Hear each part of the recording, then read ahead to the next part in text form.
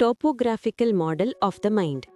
Sigmund Freud ಅವರು ಮಾನವ ಮನಸ್ಸಿಗೆ 3 ಮಟ್ಟಗಳು ಇವೆ ಎಂದು ವಿವರಿಸಿದರು: ಕಾನ್ಷಿಯಸ್, ಪ್ರೀ ಕಾನ್ಷಿಯಸ್ ಮತ್ತು ಅನ್ಕಾನ್ಷಿಯಸ್. 1. Conscious mind.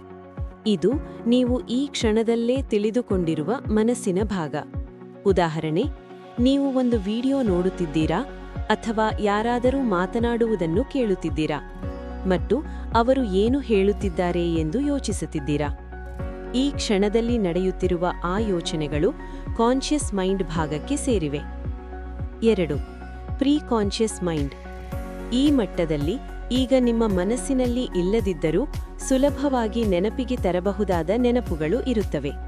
ಉದಾಹರಣೆ, ಯಾರಾದರೂ ಕೇಳಿದರೆ, ನಿಮ್ಮ ಬೆಸ್ಟ್ ಫ್ರೆಂಡ್ ಹೆಸರೇನು? ಈಗ ನೀವು ಅದರ ಬಗ್ಗೆ ಯೋಚಿಸುತ್ತಿರಲಿಲ್ಲ, ಆದರೆ ಕೆಲವು ಸೆಕೆಂಡುಗಳಲ್ಲಿ ನೀವು ಅದನ್ನು ನೆನಪಿಗೆ ತರುತ್ತೀರಿ. ಆ ನೆನಪು ಪ್ರೀ ಕಾನ್ಷಿಯಸ್ ಮೈಂಡ್ನಿಂದ ಬರುತ್ತದೆ. 3. Unconscious mind. ಇದು ಮನಸ್ಸಿನ ಅತ್ಯಂತ ಆಳವಾದ ಭಾಗ. ಇಲ್ಲಿ ಮರೆವಿನ ನೆನಪುಗಳು, ಭಯಗಳು ಮತ್ತು ಆಸೆಗಳು ಇರುತ್ತವೆ. ಉದಾಹರಣೆ, ಒಬ್ಬ ವ್ಯಕ್ತಿ ಜನರ ಮುಂದೆ ಮಾತನಾಡುವಾಗ ಅಕಸ್ಮಾತ್ ತುಂಬಾ ನರ್ವಸ್ ಆಗುತ್ತಾನೆ, ಆದರೆ ಏಕೆ ಅಂತ ಅವನಿಗೆ ಗೊತ್ತಾಗುವುದಿಲ್ಲ. ನಂತರ ಅವನು ನೆನಪಿಸಿಕೊಳ್ಳುತ್ತಾನೆ, ಬಾಲ್ಯದಲ್ಲಿ ಒಮ್ಮೆ ಕ್ಲಾಸ್ನಲ್ಲಿ ಮಾತನಾಡುವಾಗ ಇತರರು ಅವನನ್ನು ನಗಿದಿದ್ದರು. ಆ ಮರೆತು ಹೋದ ನೆನಪು ಅನ್ಕಾನ್ಷಿಯಸ್ ಮೈಂಡ್ನಲ್ಲಿ ಸಂಗ್ರಹವಾಗಿತ್ತು.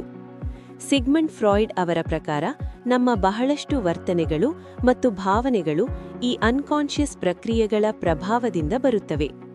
ಕೆಲವು ವೈಜ್ಞಾನಿಕ ಅಧ್ಯಯನಗಳು ಹೇಳುವಂತೆ ನಮ್ಮ ಜೀವನದ ಸುಮಾರು 95% ನಿರ್ಧಾರಗಳು ಅನ್ಕಾನ್ಷಿಯಸ್ ಮೈಂಡ್ ಪ್ರಭಾವದಿಂದ ಆಗುತ್ತವೆ.